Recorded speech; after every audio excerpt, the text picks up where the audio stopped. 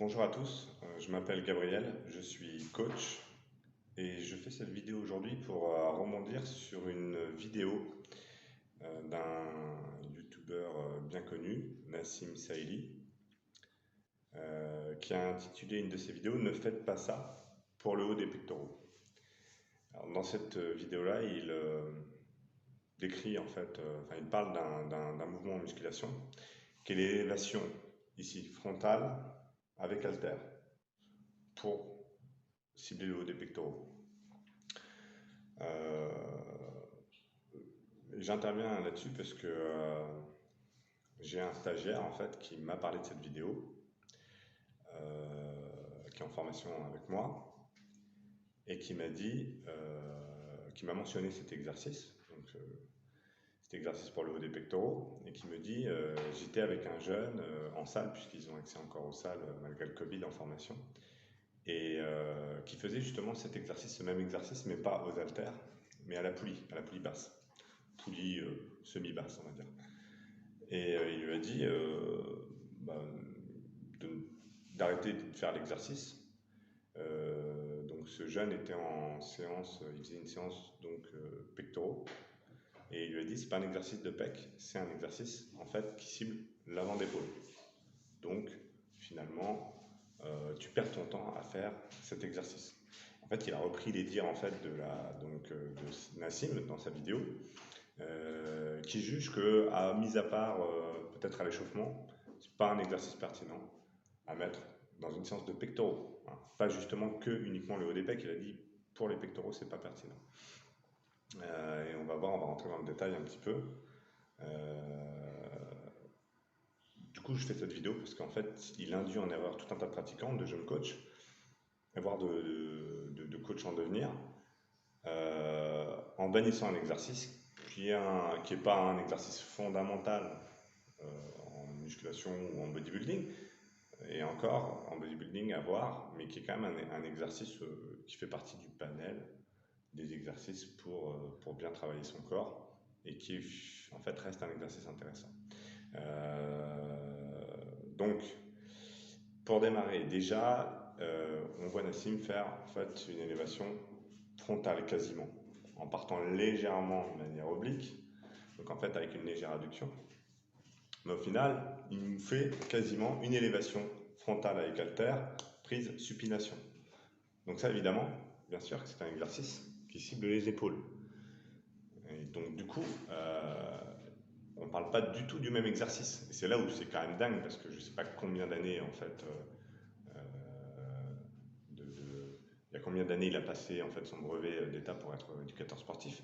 Mais c'est un scandale en fait. C'est-à-dire de faire l'amalgame entre une élévation, juste une élévation ici frontale, pour cibler le haut des pecs, et le mouvement en fait ici, qu'on devrait plutôt d'ailleurs appeler une élévation, une adduction et une rotation interne.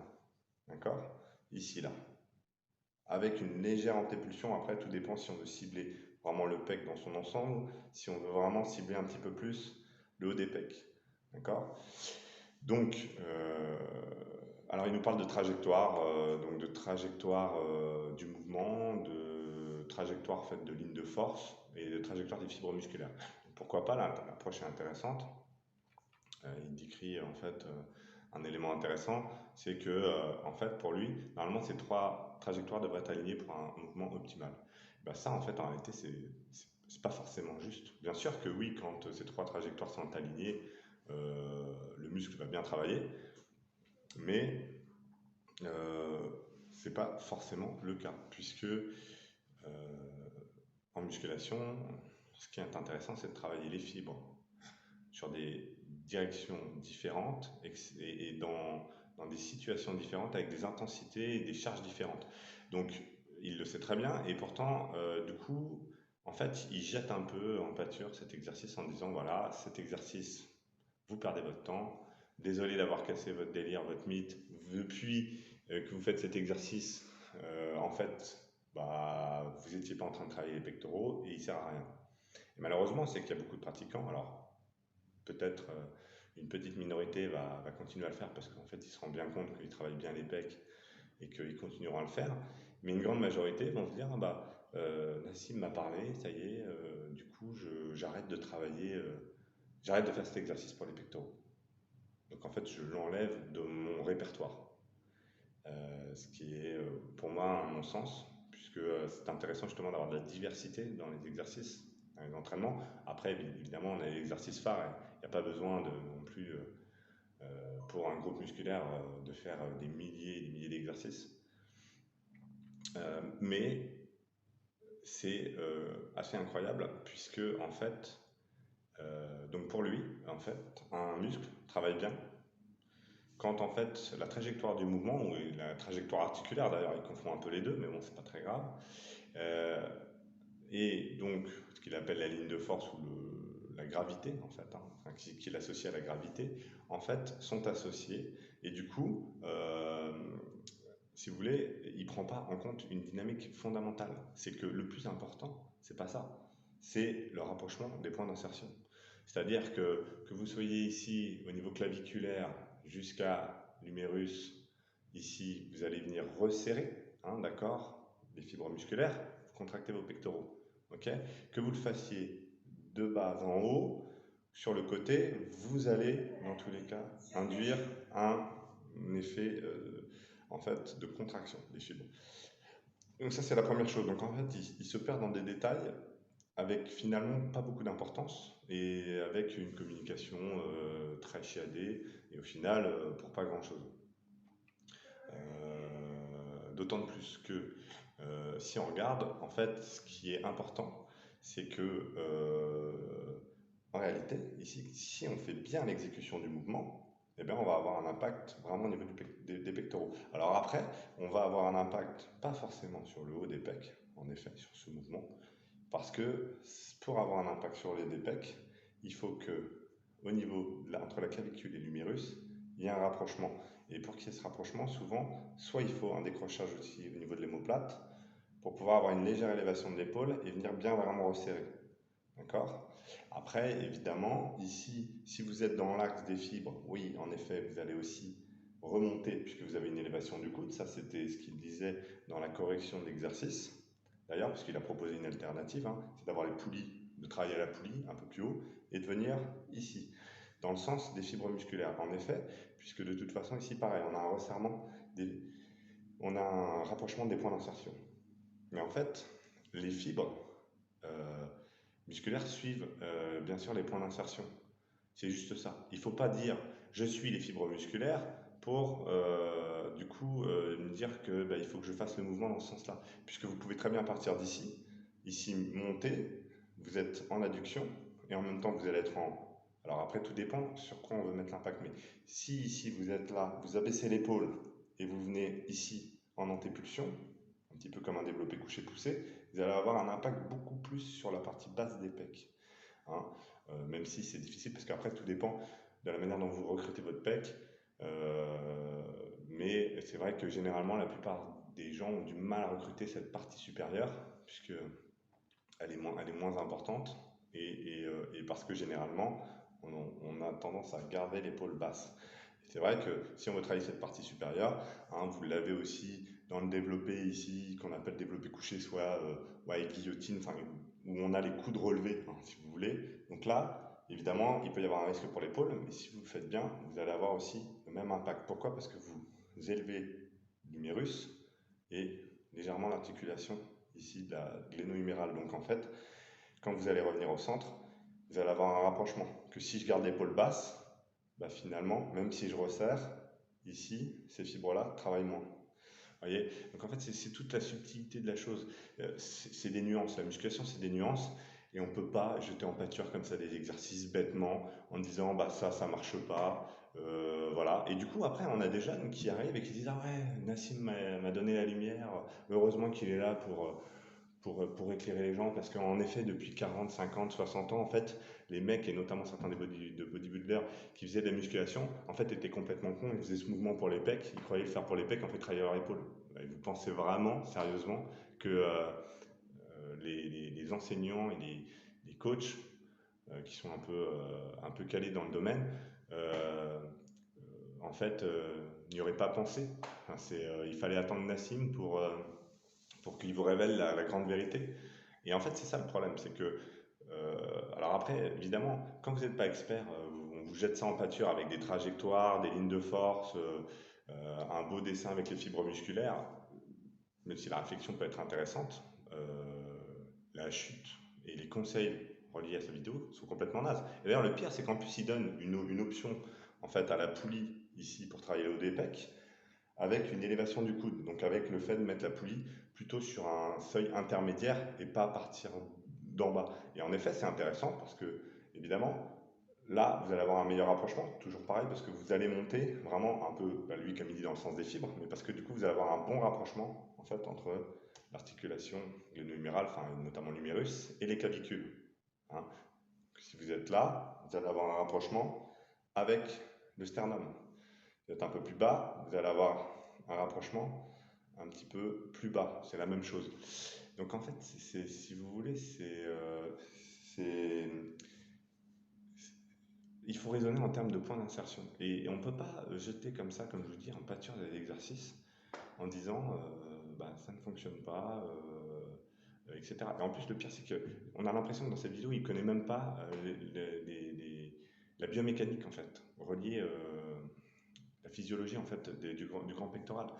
En fait, pour recruter le grand pectoral, en fait c'est simple. Il y a le travail d'antépulsion vers l'avant. Vous connaissez, c'est le principe de la poussée, développé couché. Vous avez l'adduction qui est hyper importante, d'ailleurs qu'on voit aussi dans le butterfly, dans l'écarté.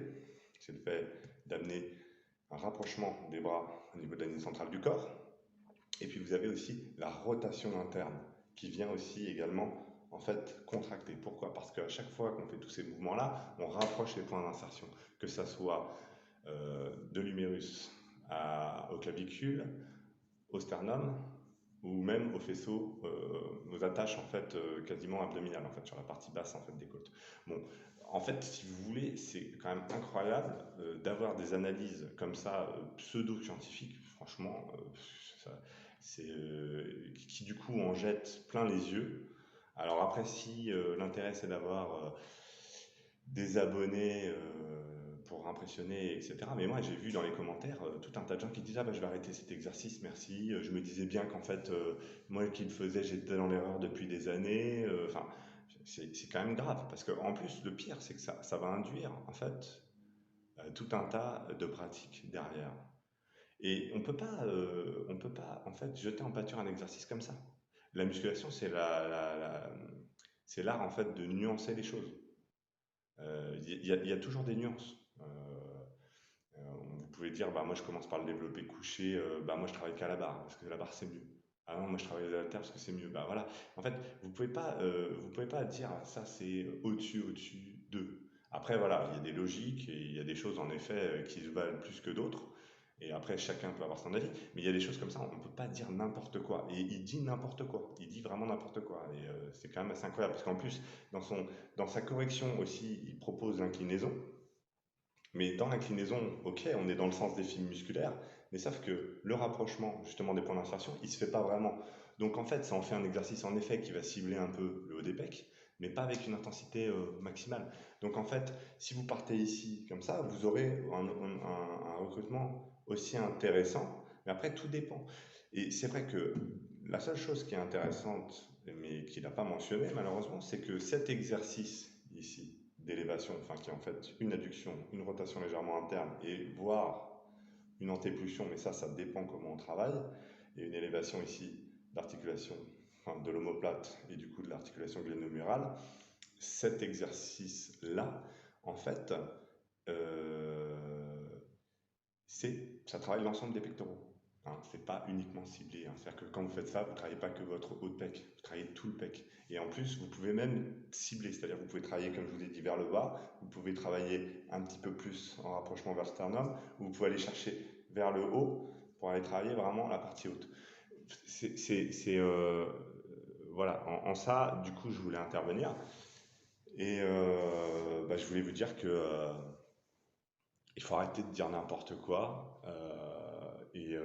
Bah, il ferait mieux de soit réviser ses cours ou bah, tout simplement de réfléchir un peu, de pratiquer cet exercice et de le pratiquer correctement, parce que c'est quand même grave, hein. Il a associé cet exercice pour les pectoraux à une vulgaire, enfin une vulgaire, c'est pas une vulgaire, mais du coup oui, dans le sens réduction du terme, mais à un simple mouvement d'élévation frontale. Ça n'a rien à voir avec une élévation frontale. Alors en plus, bon, après, bien sûr, on peut monter plus haut, mais le fait de monter la main plus haut, en tant que tel, c'est pas le plus important. Ce qui est important, c'est d'élever ici l'humérus et l'articulation, donc gléno-humérale. Hein, c'est pas d'aller chercher. Alors c'est vrai que souvent, quand on va chercher ici, ça permet d'aller justement élever ici l'humérus et du coup d'aller chercher un rapprochement des points d'insertion. C'est tout.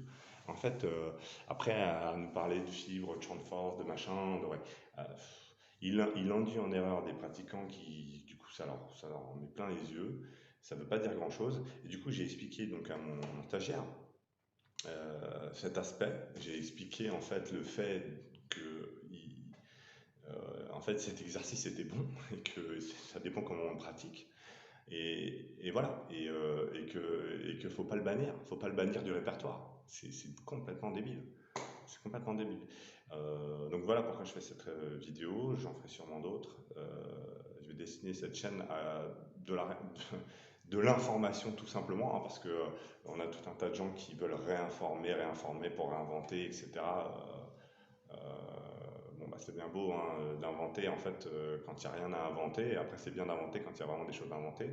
Mais je veux dire, ça n'est pas pertinent. Après, il y a une chose où, en effet, euh, on peut le mentionner, c'est que cet exercice-là est un exercice qui peut être compliqué pour un débutant. Un débutant, en général, on va pas le faire partir ici sur un travail spécifique, enfin, de manière spécifique, ici, voilà, sur de l'élévation, ici, d'induction. Enfin, c'est un peu compliqué, ça demande quand même une maîtrise. Déjà au niveau musculaire, il faut un peu de pratique en général. Donc en effet, on évite aux débutants. Pourquoi? Parce que le débutant, eh ben, il va taper pleine balle, souvent en effet dans, la, dans le muscle de l'épaule, de l'avant de l'épaule, deltoïde antérieur. Parfois, oui, en effet, comme le disait, là par contre, à juste titre, en effet, avec une contraction un petit peu biceps, puisque les bras sont toujours souvent un peu légèrement fléchis. Mais bon, je veux dire, sinon ça en reste un très très bon exercice. Et c'est un exercice d'isolation, hein, parce qu'encore, ça j'ai encore entendu, c'est oui, bah oui, parce que quand on fait cet exercice-là, on ne va pas chercher à mettre lourd, évidemment. Donc on ne cherche pas à mettre forcément lourd. Quand je dis lourd, c'est lourd, hein, on ne cherche pas à faire de la force sur des exos comme ça, etc. Donc du coup, on cherche à avoir un bon ressenti. Euh, et avoir un bon recrutement des fibres musculaires. Donc, il y a un travail aussi de concentration. Et c'est en ça que, bah, du coup, on appelle ça un exercice d'isolation. Hein. Contrairement au développé couché où parfois on cherche à développer un maximum des capacités en recrutant plusieurs muscles, même si on travaille les pecs, triceps, avant d'épaule, là on cherche à cibler. Et en effet, donc du coup, les exercices d'isolation existent. Hein. C'est parce que, comme on entend dans la vidéo, Nassim, selon Nassim, les exercices d'isolation, il n'aime pas ça. On ne devrait pas dire, on devrait pas parler comme ça, etc. Bon, ça c'est pareil. Bon, après, il peut avoir un point de vue encore. Ça, c'est différent. Mais ce qui est gênant, c'est qu'il induit des gens en erreur. Donc, du coup, qu'est-ce que je voulais que je vous dise c'est pour ça que j'ai fait cette vidéo et écoutez, j'espère que vous continuerez à le pratiquer, mais par contre à bien le pratiquer. Et je m'évertuerai probablement euh, dans une vidéo à vous le montrer en live, hein, puisque les salles sont fermées, je ne peux pas vous montrer vraiment le mouvement de manière optimale, mais je vous le montrerai. Et c'est ce qu'aurait dû faire Nassim au départ, c'est s'il connaît le mouvement, hein, parce que c'est toujours la question, parce qu'a priori il n'avait pas l'air de le connaître, hein, vu la démonstration qu'il a faite où il a voulu faire une démonstration trop réduite, j'en sais rien, mais c'est malhonnête de sa part. Euh, ça me fait penser, c'est les nouveautés, c'est comme 10 aliments pour faire maigrir, ou alors bah, ne faites pas cet exercice tout le monde le fait, mais en fait c'est de la merde, faut l'arrêter en fait. Non, faut arrêter les conneries, faut arrêter d'être aussi réducteur et simpliste. Voilà, je vous remercie, bonne journée.